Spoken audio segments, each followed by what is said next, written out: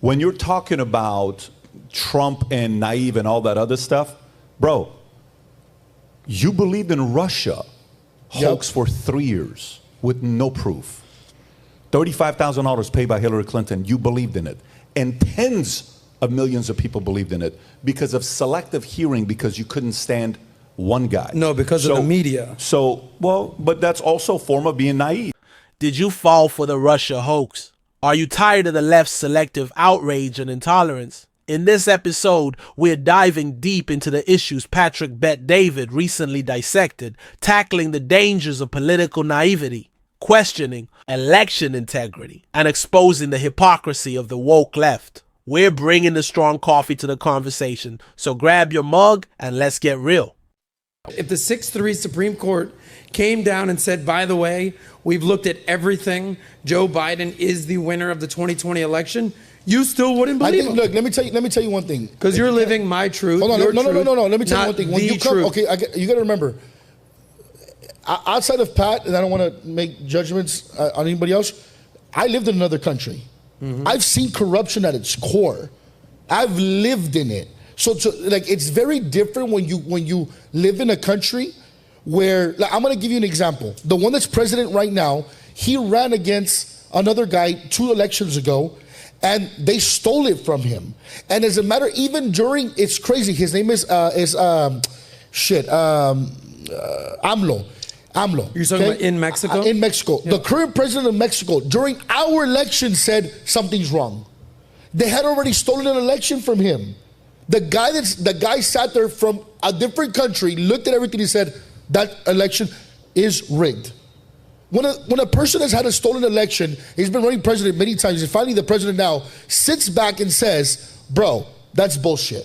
From another country, from a country that I come from, we see things from a whole different perspective. That people think like America's like this perfect country where everything's fine, everything's good, and the government's all intact. Bullshit. There's DEA agents and CIA agents in Mexico training the cartels right now. All right, Black Coffee Podcast family. I was catching a clip the other day from Patrick Bet-David over at PBD Podcast, and he was having a pretty intense discussion with his co-host. It really resonated with a lot of the things we talk about. Here on Black Coffee, particularly when it comes to the state of our political discourse and the clear divides we're seeing in this country, what struck me was the core of the disagreement. This idea of political naivety and the willingness to believe narratives without solid proof. We saw that play out big time with the whole Russia collusion story, a narrative that dominated the airwaves for years, driven by certain media outlets and political agendas. As conservatives, we were often labeled as conspiracy theorists for questioning it early on. But time has a funny way of revealing the truth. It highlights a crucial point. We need to be critical thinkers, independent minds, and not just blindly accept what we're told regardless of where it's coming from. This also ties into the current debates we're having about election integrity. Excuse my language. At the end of the day, the reality is this. I've seen corruption at its core. And when you have DEA and CIA agents in Mexico training the cartels, you can't convince me otherwise. That's fine. But here's my response. And we see what's going on in Brazil right now, Mexico. But let me go back. Hold on. This is fucking America. No. That's the naive part of you. No. That's the naive part of you. The difference between... That's naive to think that. Okay. The difference between America and the rest of these fucking pura gente motherfucking other countries out there is that we believe in the peaceful transition of power. Now, you can quote me on this, and I'll quote Bill Maher. Come 2024, whether Trump gets blown out or not, he will say that he won the election. He will claim that it was rigged. He claimed that 2016 was rigged, and he won, dog. So, like, since Donald Trump has showed up on the scene, the Democrats already, every election is rigged, fraud, stolen. What did Hillary Clinton just do?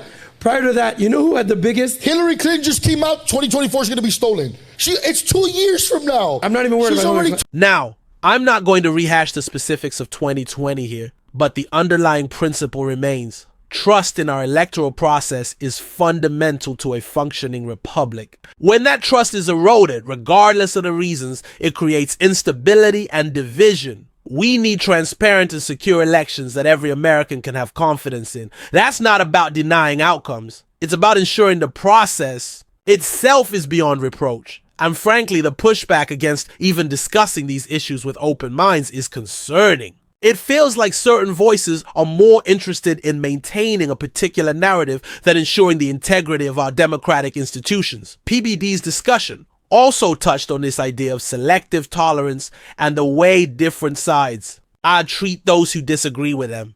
We see it in the extreme cases where families are fractured over political beliefs. In our history, Al Gore in the state of Florida, when George W. Bush barely won Florida, P.S. Who was the governor of Florida at that time? Bush's his brother? Yeah. Jeb Bush? How about that, dog? He even said, you know what? This thing called America is bigger than me. I will say that you won the election. George W. Bush have it. Peaceful transition of power. Donald Trump does not believe in that. He does not believe in the peaceful transition of power. Would you believe in it too? And of course, he's been echoing that sentiment for the last 5 years. And of course, you're going to stand with him. Let me tell you real quick. And I know Pat wants to continue, so there's the last thing I'm going to say. The last thing I'm going to say on this subject. When I tell you that I would never vote Democrat, it's not because of how I feel. It's simply because they do not align with any of my beliefs politically, tax, civil, social, in any way, shape, or form. They do not align with anything that I believe in. And that's totally fine. It has nothing to do with feelings. It has everything to do with me looking at facts. It's the party of slavery. It's the party of Jim Crow. It's the party of the KKK. And they switched in the 1960s because it was no longer popular to be racist. And they switched. LBJ said, I'm going to have these ends voting Democrat for 200 years.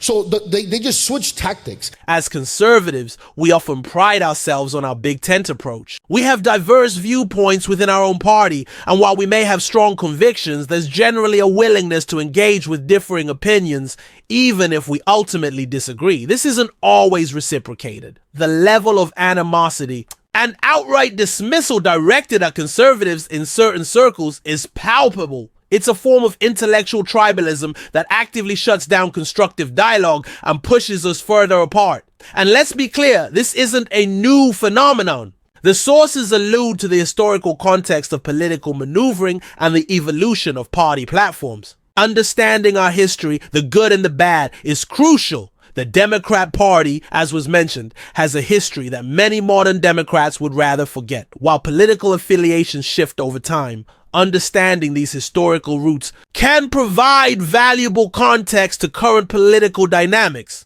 It's a reminder that political parties are not static entities and that their ideologies and priorities can evolve, sometimes dramatically. Like what he was saying earlier, when this governor or senator said that it was a plantation politics, I 100% believe that's a Democrat Party.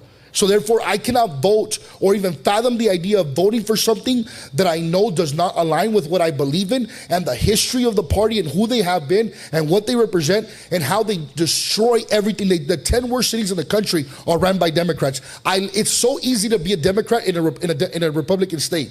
Try being a Republican in a Democrat state where everything they touch goes to shit. So therefore, I live in it. I live in the shit. You know what's crazy? So therefore, I can't live like that. Ricky, you said something. Rod, I want to come to you because in a minute, but I want to say I saw a tweet the other day where a 29-year-old girl says, for 28 years, I've been a Democrat. Last year, I just became a Republican. She says, it's so funny that for 28 years while I was a Democrat, all my Republican friends were so patient with me. Yep. But for 1 year that I've been a Republican, none of my Democratic friends even want to associate with me. They're not tolerant. It's so funny that Republicans were so tolerant with me, Democrats were not. Here's the other part, Adam. Yeah, but I got to say that's a bullshit statement. No, it's not. But what truly concerns me is the increasing influence of what some call woke ideology on our institutions and culture. This isn't about genuine tolerance or equality. It often manifests as a rigid, uncompromising worldview that seeks to silence dissenting voices and impose a specific set of beliefs. We see it in our schools, our media, and even in corporate America. This ideology often operates on a foundation of moral superiority, where those who don't subscribe to its tenets are not just wrong, but morally deficient. This creates an environment of fear, where people are afraid to express conservative viewpoints for fear of being ostracized or even losing their livelihoods. We believe in certain core principles: individual liberty, limited government, free market, and a strong national defense. These aren't just talking points. They are fundamental beliefs about how a society can best function and ensure prosperity and freedom for all its citizens. We believe in personal responsibility and the power of the individual to achieve their full potential. We believe that government should be a servant of the people, not the other way around. And we believe that a strong economy driven by free enterprise is the best way to create opportunities and improve the lives of all Americans. Now, the challenge we face is effectively communicating these principles in a climate that is often hostile to conservative viewpoints. We need to be bold and articulate in defending our values, but we also need to be willing to engage in respectful dialogue with those who disagree with us. We need to show that our conservatism is not about hate or intolerance, but about a genuine belief in what we think is best for our country. This is why platforms like Black Coffee and the PBD podcast are so important. They provide spaces where these critical discussions can happen, where different viewpoints can be aired, and where narratives can be challenged. We need more independent voices, more spaces where people can think for themselves and not just be fed a constant stream of partisan talking points. Looking ahead, it's crucial for conservatives to remain grounded in our principles while also adapting to the changing realities of our society. We need to be able to articulate how our core beliefs are relevant to the challenges we face today.